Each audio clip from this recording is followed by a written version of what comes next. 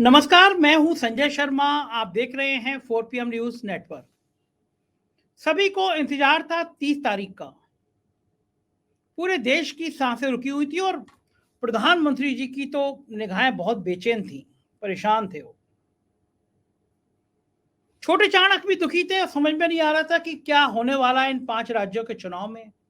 पूरा देश सांस थामे हुए इंतजार कर रहा था कि 3 दिसंबर को क्या होगा और उससे पहले 30 तारीख को एग्जिट पोल में क्या आएगा। लेकिन एग्जिट पोल के जो नतीजे आए उसने और कंफ्यूज कर दिया।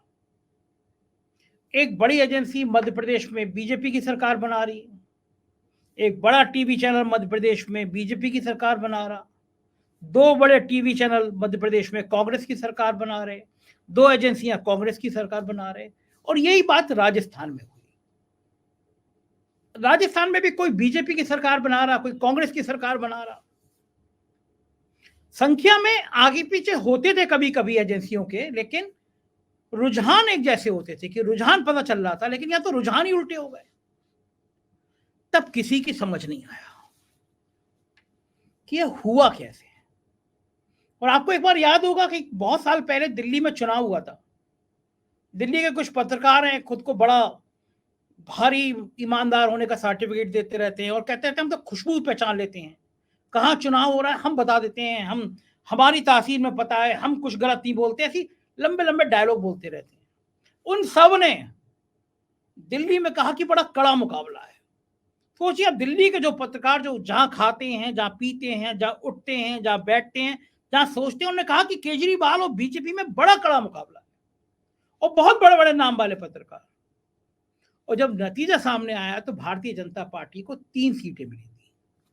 एक कार्टून बना था, स्कूटर पे बैठ के 3 विधायक जा रहे हैं, उस पर लिखा हुआ है भाजपा का।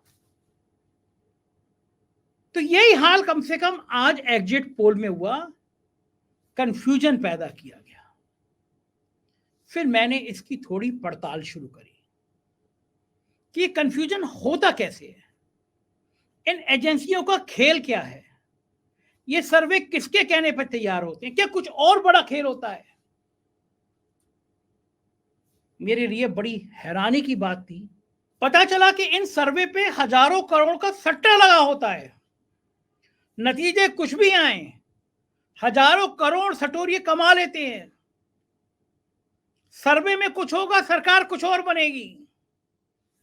लेकिन मोटा मोटा जब मैंने बात करना शुरू करी तो बात सामने आई कि 3 दिसंबर को कांग्रेस की पार्टी में, कांग्रेस के दफ्तर में अवश्य मिठाई बटेगी और भारतीय जनता पार्टी के दफ्तर में मायूसी छाएगी। ये बात मोटा मोटा आज भी लोगों से बात करके समझ में आई।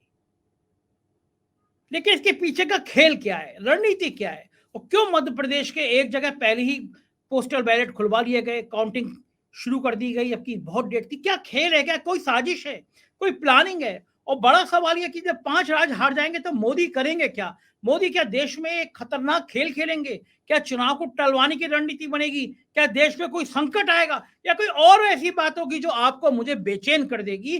फिर राष्ट्रवाद के हिलोरे लिए जाएंगे, फिर राष्ट्रवाद की कस्में खाई जाएंगी। इस बीच में कांग्रेस के मीडिया प्रभारी चुनाव में थे मिस्टर अतुल, महाराष्ट्र के बड़े नेता हैं। उन्होंने एक वीडियो वायरल किया, ट्वीट किया वीडियो। हम इस वीडियो की प्रामाणिकता की बात नहीं करते, लेकिन इस वीडियो को देख के आप चौंक जाएंगे। इस वीडियो में आज तक के बड़े चेहरे राहुल कंवल, राजदीप सरदेसाई और एजेंसी जो करती है उसके मालिक जाने माने शख्स बैठ के बात कर रहे हैं, एग्जिट पोल के बारे में बात कर रहे हैं। वो कह रहे हैं कवाड़ा हो जाएगा और ये हो गया। वीडियो देखिए, फिर मैं आपसे बात करता हूँ। सवाल हो जाएगा। अरे यार, अब जो नंबर ग्राउंड पे आएंगे, जो मेरी टीम को बताएंगे, मैं वही तो बताऊंगा। But it's going to create a shock, boss.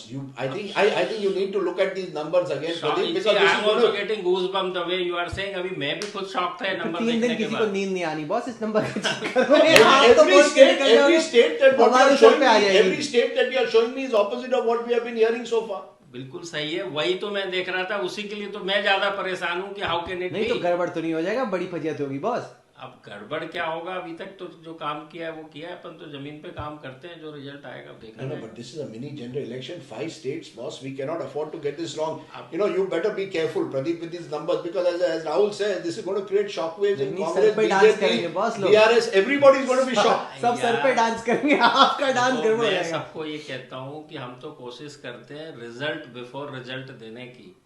कभी कभी गड़बड़ हो गया तो ठीक है, we have to bear with it. Boss, I think we just have to go with his numbers and live with it because it's going to create a lot of confusion. Three tough days up ahead. अब confusion ही है सारा का सारा इस बार।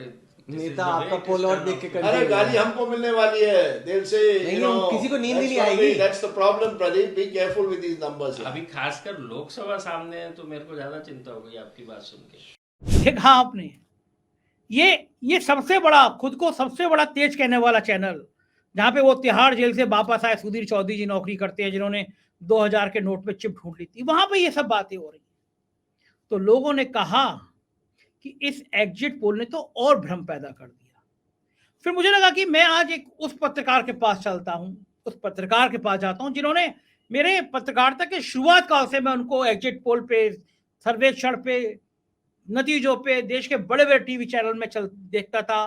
तो मुझे लगा मैं बात करूं उनसे कि इन एजेंसियों के पीछे खेल क्या है, क्या कोई डील होती है, क्या कोई बात होती है।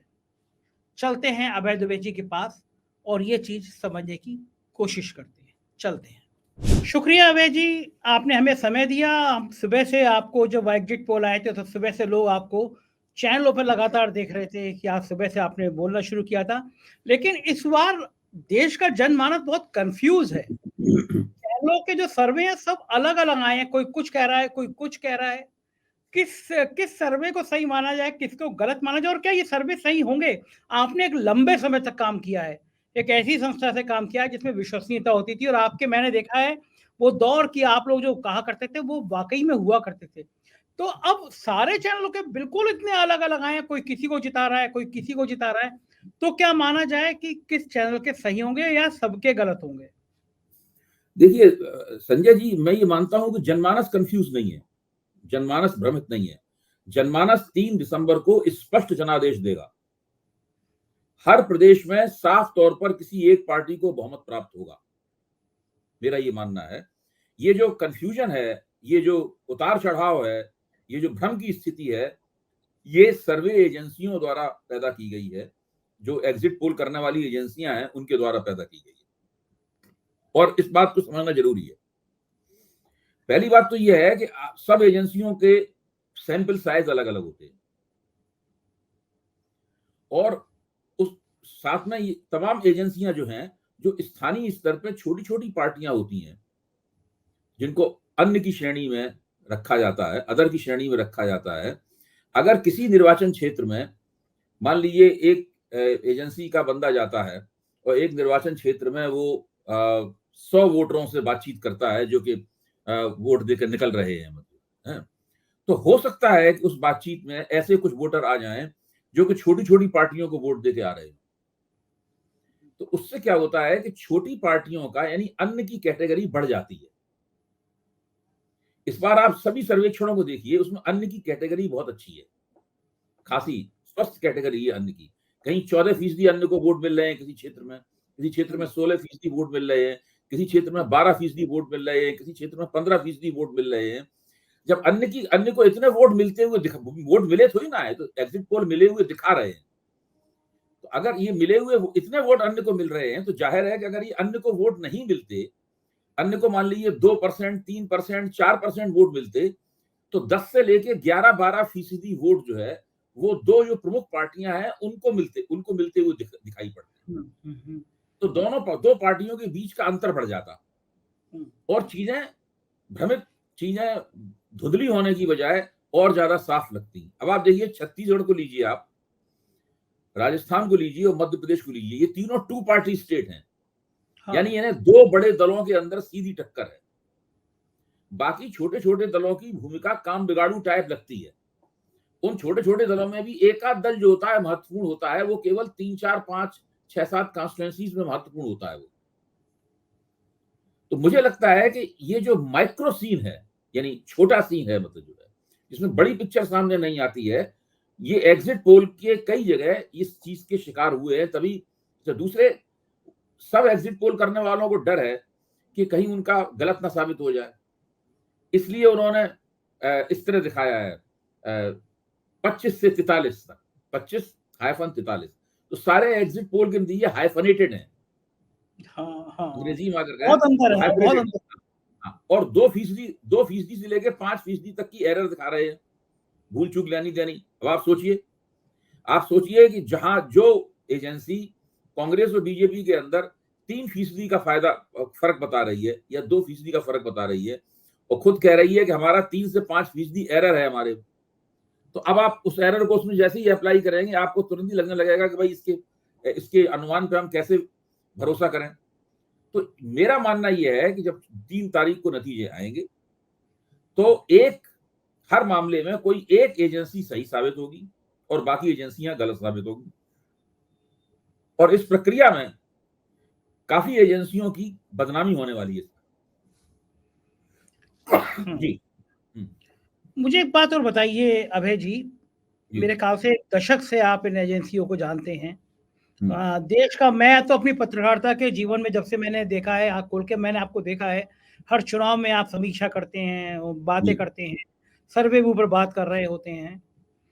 क्या वास्तव में अब जो जनता आरोप लगाने लगी है, जो नेता आरोप लगाने लगे हैं कि एजेंसियां भी मैनेज की जाती हैं, उन्हें पैसे दिए बिल्कुल जाते मैनेज की जाती हैं, बिल्कुल मैनेज की जाती हैं, लेकिन उनके प्रमाण हमारे पास उपलब्ध नहीं है कि कैसे मैनेज की जाती हैं। अब आप अच्छा, देखिए, आप मध्य प्रदेश को लीजिए उदाहरण के तौर पर, सी वोटर का सर्वेक्षण हमें सबसे ज्यादा संतुलित लग रहा है मध्य प्रदेश के ऊपर, मुझे जाती तौर पर। उन्होंने कांग्रेस को आगे दिखाया है और मान रहे हैं कि कांग्रेस 116 या उससे कुछ ज्यादा सीटें प्राप्त कर लेगी और बहुमत प्राप्त कर लेगी कांग्रेस, ये दिखाया है। अब जो एक्सिस इंडिया है उसने 150 से ज्यादा सीटें बीजेपी को दे दी है। चाणक्य टुडे है, उसने 150 से ज्यादा सीटें बीजेपी को दे दी। अब मान लीजिए 3 तारीख को नतीजे आते हैं तो एक्सिस इंडिया और चाणक्य टुडे की प्रतिष्ठा दांव पर है। अगर नतीजे सी वोटर जैसे आते हैं तो ये एजेंसियां फिर क्या जवाब देंगी, आप सोचिए। एक और बात मैं कहूं, सी वोटर ने शुरू से वो लोग ओपिनियन पोल कर रहे हैं, वो लोग ट्रैकर चला रहे हैं और इसी क्रम से उनका आगे बढ़ रहा है। तो उनका एग्जिट पोल जो है, उनका जो आखिरी ओपिनियन पोल था उसके साथ निरंतरता में है। उससे पहले जो 3-4 उन्होंने ओपिनियन पोल किए थे पीरियोडिक, उनके साथ उनका एग्जिट पोल निरंतरता में है। उनका जो उनका ट्रैकर चल रहा है उसके साथ उनका एग्जिट पोल निरंतरता में है। यानी वो एग्जिट पोल जो है, उन्होंने जो 4-5 महीने से जो काम कर रहे थे वो सर्वेक्षण का, उसका एक तर्कपूर्ण उपसंहार लग रहा है, एक लॉजिकल कंक्लूजन लग रहा है। जबकि जो चाणक्य वाले हैं और एक्सिस इंडिया वाले हैं, उन्होंने डायरेक्ट एग्जिट पोल किया है और उन्होंने आंकड़े दे दिए हैं। तो ये खासतौर से मध्य प्रदेश के चुनाव सर्वेक्षण के मामले में ज्यादा भ्रम की स्थिति है। बाकी जहां पे मुझे मतैक्य दिख रहा है सब में, तेलंगाना के मामले में लगभग सब मानते हैं कि वहां कांग्रेस बीआरएस से आगे है, वह कांग्रेस सरकार बना सकती है। छत्तीसगढ़ के मामले भी लोग मानते हैं कि कांग्रेस का हाथ भारी है भारतीय जनता पार्टी के मुकाबले। कुछ थोड़ा बहुमत जरा सा कम दे रहे हैं, ज्यादा दे रहे हैं, लेकिन हर जगह एक आध को छोड़ के बाकी सब जगह छत्तीसगढ़ में वो आगे है। राजस्थान के सवाल पर एक एजेंसी कह रही है कि वहां भारतीय जनता पार्टी बहुमत के ज्यादा नजदीक है कांग्रेस के मुकाबले, कांग्रेस अच्छा चुनाव लड़ रही है लेकिन शायद भाजपा से आगे नहीं निकल पाएगी। लेकिन बाकी 2 एजेंसियां कह रही हैं कि कांग्रेस ही राजस्थान में जीतेगी। तो चाणक्य टुडे कह रहे हैं कांग्रेस राजस्थान में जीतेगी। एक्सिस इंडिया, प्रदीप गुप्ता की एजेंट, मैं प्रदीप गुप्ता की बड़ा सम्मान करता हूं, उन्होंने बहुत अच्छे सर्वेक्षण किए हैं, अच्छे एग्जिट पोल किए हैं। उन्होंने राजस्थान के बारे में कहा है कि वहां पर कांग्रेस जीत सकती है चुनाव। मैं ये कहूंगा कि देश भर की निगाहें मुख्य तौर पर 2 चुनावों के ऊपर लगी हुई थी इस एग्जिट पोल से पहले।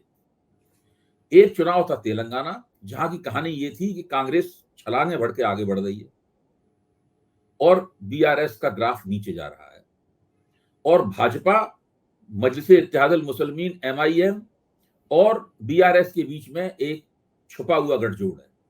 वो लोग सब कांग्रेस जीतने न पाए इसके लिए काम कर रहे हैं।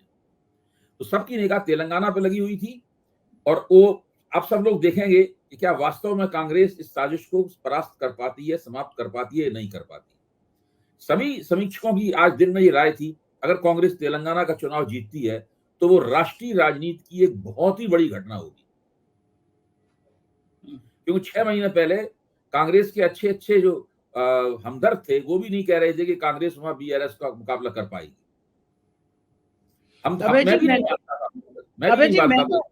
अबे जी मैं तो गया था तेलंगाना 6 महीने 7 महीने पहले। मैंने वहां 3-4 स्टोरी करी, वहां के डेवलपमेंट की स्टोरी करी। मैं 6 महीने पहले शर्त लगा सकता था, कोई मतलब ही नहीं है कांग्रेस का। मैं बिल्कुल मुतमईन था कि केसीआर तो आएंगे ही आएंगे, लेकिन वाकई में 3-4 महीने में सारी तस्वीर कोई राज की बदल सकती है, ये मैंने नहीं देखा कभी।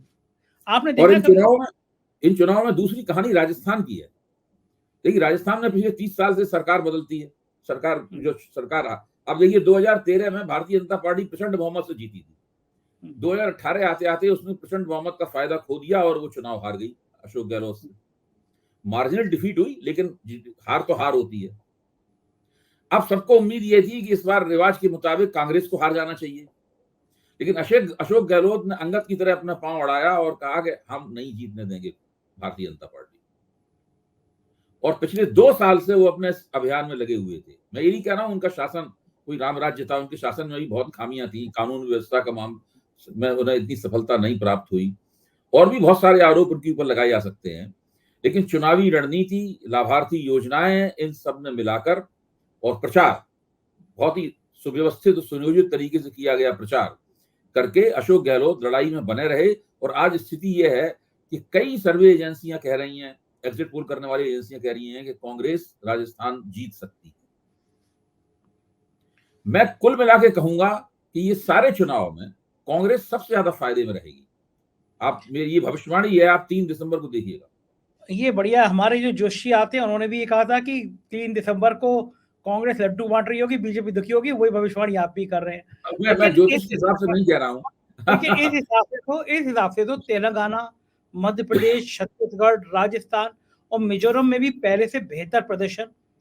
इसको अगर इसको सही माना जाए, इसको थोड़ी देर को मान लिया जाए कि वाकई में आपकी बात सही हो रही है, कांग्रेस बहुत बेहतर स्तर पर प्रदर्शन कर रही है, तो इसको आप 2024 से कैसे जोड़ के देखते हैं? लोकसभा के चुनाव से आप कैसे जोड़ के देखते हैं? देखिए, अगर मध्य प्रदेश, छत्तीसगढ़, राजस्थान और तेलंगाना, ये 4 प्रांत कांग्रेस ने जीत लिए, मैं अगर लगा कह रहा हूं, मेरा अगर बहुत बड़ा है और रेखांकित भी है। अगर को आप लाल स्याही में भी कर दीजिए, अगर जीती है कांग्रेस ने, तो कांग्रेस की धमनियों में विजय का रक्त बहने लगेगा। मैंने बहुत सोच के मैं ये बात कह रहा हूं, क्योंकि सब रेटिंग एजेंसियां बार बार कहती हैं कि मोदी की लोकप्रियता नहीं गिरी है, मोदी की लोकप्रियता बहुत बढ़ी हुई है। और मैं इसको भी एक बड़ा स्कैंडल मानता हूं, मोदी की लोकप्रियता को। ऐसी बात नहीं कि मोदी जी लोकप्रिय नेता नहीं है, मैं ये नहीं कह रहा हूं। मोदी निश्चित रूप से देश के सबसे ज्यादा लोकप्रिय नेता है, लेकिन जिस तरह से उनकी लोकप्रियता को बार बार जित करके स्थापित और पुनर्स्थापित किया जाता है, वो अपने आप में एक स्कैंडल है। मैं हमेशा कहता हूं कि मोदी जी की लोकप्रियता को या किसी भी नेता की लोकप्रियता को रीजनल आधार पर, क्षेत्रीय आधार पर परखा जाना चाहिए। मसलन उत्तर भारत तो बहुत बड़ा इलाका है, मोदी जी का पंजाब में लोकप्रियता का आप टेस्ट कीजिए, वहां मोदी जी लोकप्रिय उतने नहीं निकलेंगे। आप विंध्याचल के उधर जितना मोदी जी को टेस्ट करते जाएंगे साउथ इंडिया में, वहां मोदी जी लोकप्रिय नहीं निकलेंगे। आप उड़ीसा में मोदी जी को टेस्ट कीजिए, वहां मोदी जी इतने लोकप्रिय नहीं निकलेंगे जितने उत्तर प्रदेश में निकलेंगे। आप ये देखिए कि अलग अलग, उत्तर प्रदेश में बहुत निकलेंगे मोदी जी लोकप्रिय, गुजरात में बहुत निकलेंगे मोदी जी लोकप्रिय। फिर आप किस क्षण वो टेस्ट कर रहे हैं, इस पर भी निर्भर करता है। इसलिए जो सपाटा मार के मोदी जी को एक लोकप्रिय नेता बताया जाता है और बार बार जित करके, अब देखिए विधानसभा के लिए एजेंसी सर्वे कर रही है, विधानसभा में बीजेपी की सरकार के खिलाफ एंटी इनकम्बेंसी की लहर चल रही है। सर्वे एजेंसी कह रही है कि बीजेपी हारने वाली है। तुरंत सवाल पूछा जाता है, लेकिन मोदी जी क्या लोकप्रिय हैं? फौरन आता नहीं, मोदी जी का जो रेटिंग है वो तो 67% है। तो ये जो हथकंडेबाजी, मैं कई बार इस सवाल उठाता हूं। देखिए, एक बार सी वोटर ने एक बड़ा जबरदस्त सर्वे किया था कि किस राज्य के मुख्यमंत्री की अपने राज्य में लोकप्रियता कितनी है, और वो बहुत सारे देश के राज्यों का सर्वे किया गया था। उन्होंने रेटिंग भी दी थी उन्होंने कि कौन सा मुख्यमंत्री नंबर 1 है, कौन सा नंबर 2 है, कौन सा नंबर 3 है। तो नंबर 1 मुख्यमंत्रियों में शुरुआत के मुख्यमंत्री कौन थे? उद्धव ठाकरे, ये टॉप फ्लाइट चीफ मिनिस्टर थे। अरविंद केजरीवाल ये टॉप फ्लाइट चीफ मिनिस्टर थे, नवीन पटनायक ये बिल्कुल ऊपर वाले चीफ मिनिस्टर थे, और उसमें भारतीय जनता पार्टी के मुख्यमंत्रियों का नंबर 7वें नंबर से शुरू होता था। और जब उन्हीं प्रांतों में साथ में मोदी जी की लोकप्रियता का भी उन्होंने सर्वे किया, तो मुख्यमंत्री की लोकप्रियता के परिप्रेक्ष्य में, रोशनी में जब मोदी जी की लोकप्रियता देखी गई, तो हर प्रांत में मोदी जी की लोकप्रियता घटती हुई दिखाई पड़ी। उस सर्वेक्षण का लोग बहुत जिक्र नहीं करते हैं, लोग उसको भुला बैठे। मैं बार बार याद दिलाता हूं कि यशवंत जी द्वारा किया गया वो सर्वेक्षण देखिए। आज भारतीय जनता पार्टी का राज्यों की राजनीति में दुर्गति हो रही है, उस सर्वेक्षण में उसकी झलक देखी जा सकती है कि क्षेत्रीय स्तर पर इनके पास नेता नहीं है, इनके पास अच्छे प्रशासक नहीं है, क्षेत्रीय स्तर पर इनके पास अच्छी रणनीति नहीं है, आला कमान क्षेत्रीय स्तर पर फेल है भाजपा का। अबे जी एक चीज और पूछना चाहूंगा कि जैसे एग्जिट पोल आए आज, उसके बाद में 3 दिन बाद नतीजे आ जाएंगे, तो जो लोग कहते हैं कि ये मैनेज होते हैं, इससे फायदा क्या है? सरकारों को 2 दिन पहले ये संदेश देने में कि हम जीत रहे हैं, इसके लिए लाखों करोड़ रुपए किसी एजेंसी को देने का फायदा क्या है? क्यों देंगे? इसका लाभ क्या है? देखिए, तार्किक दृष्टि से तो बात आपकी सही है, लेकिन मुझे लगता है कि इसके अंदर बहुत कुछ सट्टेबाजी वाला एलिमेंट भी हो सकता है। मैं केवल अंदाजा लगा रहा हूँ। हाँ, इसके अंदर बैटिंग वाला एलिमेंट हो सकता है काफी कुछ। तो ये आप सही कह रहे हैं। हाँ, तो उसकी वजह से भी बहुत सी चीजें होती हैं। अब जैसे कि अच्छा, मान लीजिए, हाँ, मतलब ये वो मैं खुद भी सोच रहा हूँ, पहले भी सोचता था इस विषय में। मेरा मानना है इसके अलावा और क्या हो सकता है। अच्छा, इसके ये भी हो सकता है कि एक कोई नेता मान लीजिए क्षेत्रीय स्तर पर नीचे जा रहा है, तो आखिर तक जो है अपनी छवि सुधारने के लिए, बिल्कुल आखिर तक, जिस दिन काउंटिंग होगी तब तक अपनी छवि सुधारने के लिए वो चाहता है कि कोई डेटा उसके बिल्कुल विपरीत डेटा ना आने पाए। उससे क्या फायदा होता है? फायदा मतलब मेरे ख्याल से तो कुछ ना कुछ इसके अंदर ऐसे तत्व और ऐसी शक्तियां सक्रिय है जो इस पूरी प्रक्रिया को विकृत करती हैं। ओके, ये लगता होगा कि काउंटिंग में लोग, मैं एक बात आपसे पूछता हूँ, सी वोटर वालों को भी पता है एग्जिट पोल कैसे होता है, एक्सिस इंडिया वालों को भी पता है एग्जिट पोल कैसे होता है, चाणक्य टुडे को भी पता है एग्जिट पोल कैसे होता है। मोटे तौर पे उनके, मैं मानता हूं कि उनके, हालांकि ये लोग बताते नहीं उनका सैंपल कितना है, मोटे तौर पर बता दें इनके सैंपल भी मोटे तौर पर कमोबेश एक ही होंगे। जो पोल कराने वाली एजेंसी ज्यादा पैसे देती है तो ज्यादा बड़ा सैंपल हो जाता है, कम पैसे देती है तो कम बड़ा सैंपल हो जाता है। ये होता है। आपका कॉन्ट्रैक्ट कैसा है इसके ऊपर सबको पता है एग्जिट पोल कैसे हो रहा है। फिर इतने ज्यादा सी वोटर ने कांग्रेस को जीतते हुए दिखाया है मध्य प्रदेश में, एक्सिस इंडिया ने भाजपा को जीतते हुए दिखाया है बिल्कुल स्पष्ट रूप से। तो ये दो दिशा में कैसे जा सकते हैं? अभी तक आंकड़े अलग अलग हो सकते हैं, रुझान मिल एक से होने चाहिए। यहाँ रुझान भी अलग अलग है, इसलिए इन बातों में शक होता है। अगर ये नतीजे खिलाफ आए, मैं आपको अभय जी एक चीज और याद दिलाना चाहूंगा। काफी साल पहले दिल्ली में एक चुनाव हुआ, उसके बाद एग्जिट पोल आए, बीजेपी और अरविंद केजरीवाल की पार्टी को लगभग बराबर बनाया गया, और अरविंद केजरीवाल की पार्टी इतनी बुलंदी से आई कि बीजेपी के 3 विधायक आए।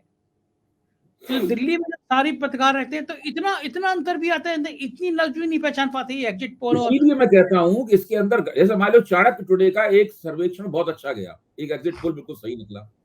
उसके बाद 2015 के बिहार चुनाव में उन्होंने भारतीय जनता पार्टी को ओवरवेलमिंग मेजोरिटी दे दी, और जब भाजपा वहां चुनाव हार गई तो उन्होंने अजीब किस्म के तर्क देना शुरू कर दिए कि हेडिंग बदल गया था, ये हो गया था, वो हो गया था करके उन्होंने बात कर। अब आप एनडीटीवी में आइए, प्रणय राय तो भारत में जो सर्वेक्षण है उसके पितामह माने जाते थे।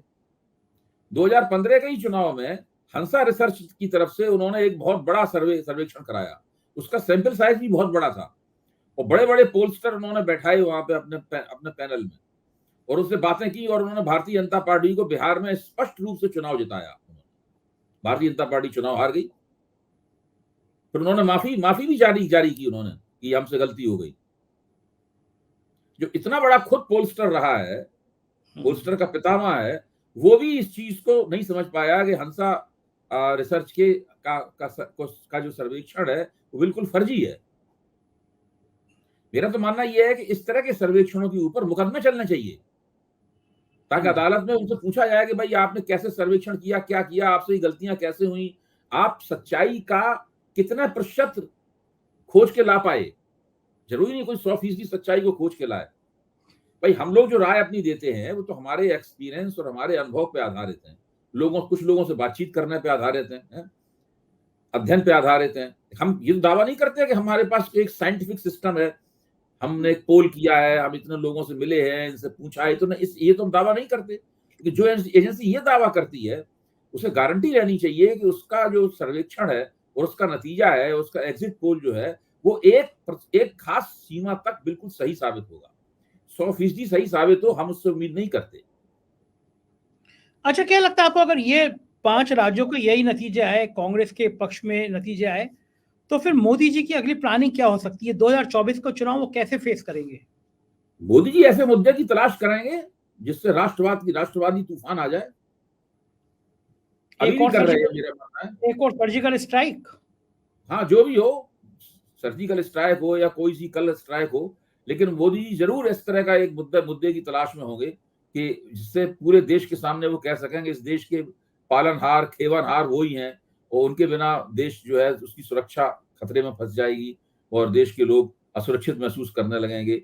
वो यही एक उन्हें राष्ट्रवादी मुद्दा, ऐसी बड़ी बात चाहिए, ऐसी धमाकेदार बात जिसके सामने हर बात दब जाए, उनकी हर विफलता दब जाए, उनकी हर पराजय को लोग भूल जाएं और लोग दीवानों की तरह उन्हें जिताने के लिए चल पड़े। अभय जी, सतपाल मलिक जी ने खुलासा किया था कि चुनाव जीतने के लिए उन्होंने, तो खैर मैं उस बात का समर्थन नहीं करता, उन्होंने कहा कि राम मंदिर पे हमला हो सकता है, किसी बड़ी नेता की हत्या हो सकती है, सीमा पे कुछ हो सकता है। आपका इशारा इसी तरह खतरनाक मेरा कहना यह है कि हम लोगों को अभी ये बातें नहीं करनी चाहिए। देखिए, जो सतपाल मलिक जी ने कहा है मैं उनका सम्मान करता हूं, लेकिन हम लोगों को इस तरह की बात नहीं करनी चाहिए। हम लोगों को अपने आंख और कान खुले रखने चाहिए। जब ऐसा मौका आएगा, जब हमें ऐसा कुछ होता हुआ लगेगा, तब हम उसकी ठीक से जांच पड़ताल करेंगे और ठीक से उसकी समीक्षा करेंगे। कई बार ऐसा भी होता है कि परिस्थितियां वास्तविक भी होती हैं, वास्तव में देश के ऊपर कोई संकट आ सकता है, उस वक्त की सरकार को एक बड़ा कदम उठाना पड़ सकता है। उसका उस सरकार को स्वाभाविक रूप से फायदा भी होगा चुनाव, अगर चुनाव के इर्द गिर्द कोई ऐसी घटना होती है। लेकिन हम लोगों को आंख कान खुले रखने चाहिए और हमें उम्मीद ये करनी चाहिए, हमें मनाना ये चाहिए कि देश का चुनाव नॉर्मल हो, एबनॉर्मल ना हो। सरकार के गवर्नेंस देने की क्षमता पर, विकास देने की क्षमता पर और विदेश नीति को ठीक चलाने की क्षमता पर, इस क्षमता पर उसने अर्थव्यवस्था ठीक से चलाई या नहीं चलाई, बेरोजगारी कम की कि नहीं की, उसने महंगाई काबू में की कि नहीं की, इन सब बातों के आधार पर मतदाता उसके प्रदर्शन को कसौटियों पर कसें और उसके हिसाब से वोट दें। मैं तो ये चाहता हूं चुनाव ऐसा हो। मैं मानता हूं कि अगर 2019 में इस तरह का चुनाव होता तो भी भारतीय जनता पार्टी सबसे बड़े दल के रूप में उभरती, तब भी भारतीय जनता पार्टी को 200 से ज्यादा सीटें प्राप्त होती। लेकिन भारतीय जनता पार्टी पूर्ण बहुमत की पार्टी और 303 सीटों की पार्टी नहीं होती। बस एक आखिरी सवाल, अगर 5 राज्यों में सत्ता खोती है तो क्या मोदी जी को बीजेपी के अंदर से कोई चुनौती मिल सकती है? अभी इसलिए मिलनी चाहिए, लेकिन इसलिए नहीं मिलेगी क्योंकि लोगों के दिमाग में 2019 है। 2018 में 3 राज्यों में ये हार गए थे, तो 2019 में उससे भी ज्यादा बढ़िया तरीके से जीत गए। तो लोगों के दिमाग में ये है कि मोदी जी फिर से वो चमत्कार कर सकते हैं, इसलिए वो चुनौती मिलेगी। वो चुनौती लोकसभा चुनाव में अगर नुकसान होगा मोदी जी को तब मिलेगी। बिल्कुल सही कह रहे हैं आप। बहुत बहुत शुक्रिया अभय जी, हमसे बात करने के लिए, अपना कीमती समय देने के लिए धन्यवाद, आभार। ये थे अभय दुबे जी और हम बात कर रहे थे इस सिस्टम पर, इस राजनीति के स्वरूप पर, और समझाने की कोशिश कर रहे थे एग्जिट पोल क्या है, कितना प्रभाव डालते हैं। मुझको यकीन है ये चर्चा आपको पसंद आई होगी, अपनी राय से अवगत कराइएगा, ज्वाइन कीजिएगा, सब्सक्राइब करिएगा, कमेंट करिएगा ये वीडियो आपको कैसा लगा। शुक्रिया।